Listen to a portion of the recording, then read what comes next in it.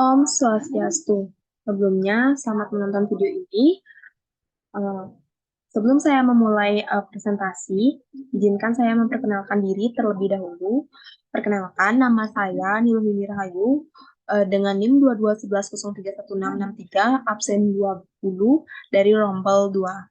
Di sini saya akan membahas tiga topik, yaitu paragraf, kutipan, dan daftar pustaka dari jurnal yang berjudul Pengaruh Motivasi Pengetahuan, Perpajakan, Karir, dan Kualitas terhadap Minat Mahasiswa Akuntansi untuk mengikuti brevet pajak. Selanjutnya, yang pertama yaitu paragraf, di mana eh, ini merupakan salah satu paragraf yang membahas dari jurnal tersebut yang saya temukan latar belakangnya dan mengapa penelitian ini penting dilakukan, di mana isi paragraf ini yaitu menurut data yang dikeluarkan oleh Direktur Jenderal Pajak per Desember 2019, daftar konsultan pajak sebesar 5.026 jiwa dan jumlah pegawai pajak yang terdaftar di Biro Sumber Daya Manusia di Sekretariat Jenderal Kementerian Keuangan sebesar 44.533 jiwa. Hal ini tidak seimbang dengan total wajib pajak yang ada di Indonesia, yaitu sebesar 42 juta, terdiri dari 38,7 juta wajib pajak orang pribadi dan 33,3 juta merupakan wajib pajak badan. Jumlah wajib pajak tersebut meningkat mulai dari tahun 2015 sebanyak 30 juta tahun 2016, 32,8 juta tahun 2017, 36 juta, dan tahun 2018 38,6 juta. Menurut Mahayani dan kawan-kawan, pada 2017 masalah tersebut menggambarkan bahwasannya profesi konsultan pajak di Indonesia masih kurang dalam segi jumlah. Padahal keberadaan konsultan serta tenaga ahli di sektor perpajakan amat diperlukan, khususnya sejak ada teks amnesti. Salah satu latar belakangnya yaitu saat Direktur Jenderal Pajak memperketat penerapan peraturan perpajakan di Indonesia.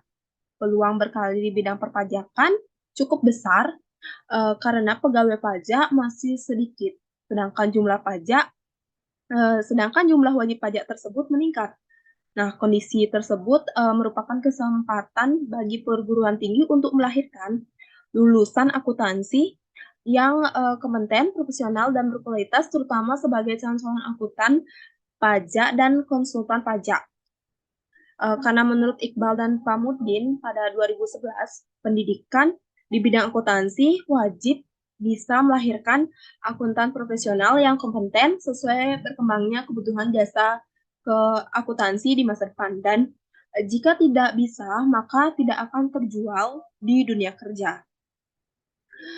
Menurut saya akan mengidentifikasi paragraf ini. Berdasarkan letak kalimat utamanya, menurut saya paragraf ini merupakan paragraf induktif, yang dimana paragraf ini mengemukakan penjelasan-penjelasan atau perincian-perincian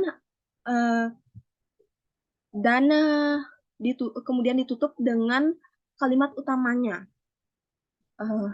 Selanjutnya, berdasarkan bentuk unit tulisan atau sifat isinya, menurut saya paragraf ini merupakan paragraf argumentasi, yang dimana paragraf ini berupa argumen yang membuktikan kebenarannya. Selanjutnya yaitu kutipan. Nah, yang dimana kutipan pertama yang saya dapatkan yaitu merupakan kutipan tidak langsung. Nah, yang pertama, menurut Sarjunu pada 2011, isinya perguruan tinggi umumnya memiliki program studi akuntansi yang menyediakan mata kuliah perpajakan, namun adanya anggapan bahwa tuntutan kompetensi dalam akuntansi itu substansial, sehingga dalam mata kuliah perpajakan hanya menekankan pengetahuan dan wawasan undang-undang pajak, serta bukan berfokus di keterampilan teknik dalam masalah perpajakan. Kondisi ini berakibat terhadap kesanggupan mahasiswa untuk menghadapi dunia kerja, sehingga pelatihan dibutuhkan untuk mendukung kompetensi mahasiswa. Privat pajak merupakan program pendidikan ekstrakurikuler yang memberikan pemahaman tentang kewajiban perpajakan yang berlaku dan cara pemenuhannya, memberi pengetahuan teknis tentang penghitungan dan pelaporan pajak, penyampaian informasi tentang ketentuan perpajakan terbaru, menolong peserta dalam menyusun perencanaan pajak untuk diri mereka sendiri atau perusahaan yang diwakili, serta memberikan pengetahuan yang memadai untuk menolong peserta dalam mengikuti ujian sertifikasi konsultan pajak atau USKP. Menurut saya ini merupakan kutipan tidak langsung, seperti data yang saya cari.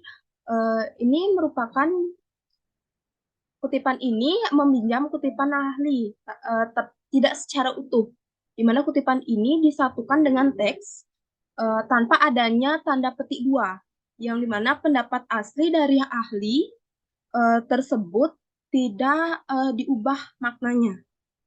Selanjutnya yaitu kutipan yang kedua, saya juga menemukan kutipan tidak langsung. Jadi menurut Iqbal dan Pamudin pada tahun 2011, pendidikan bidang akuntansi wajib bisa melahirkan akuntan profesional yang kompeten sesuai berkembangnya kebutuhan jasa akuntansi di masa depan. Dan jika tidak bisa, maka tidak akan terjual di dunia kerja. Mengapa kutipan ini tidak merupakan kutipan tidak langsung? Saya sudah mencarinya.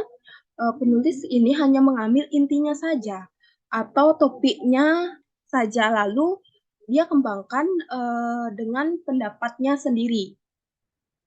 Selanjutnya yaitu daftar pustaka. Ini merupakan daftar pustaka dari kutipan yang pertama dan kutipan yang kedua dari jurnal yang sudah saya cantumkan tadi, di mana saya menemukan daftar pustakanya dari kutipan pertama, yaitu Sarjono B 2000 pada 2011, faktor-faktor yang berjudul faktor-faktor yang mempengaruhi minat mengikuti program pendidikan brevet pajak di STIE Perbanas Surabaya.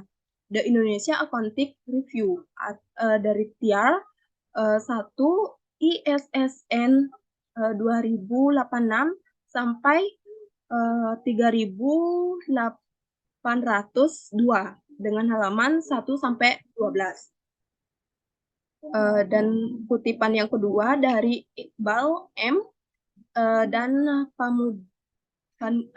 dari ahli Iqbal M dan Pamudin S pada tahun 2011 yang berjudul Pengaruh Motivasi Terhadap Minat Mahasiswa Akuntansi untuk Mengikuti Pendidikan PPAK.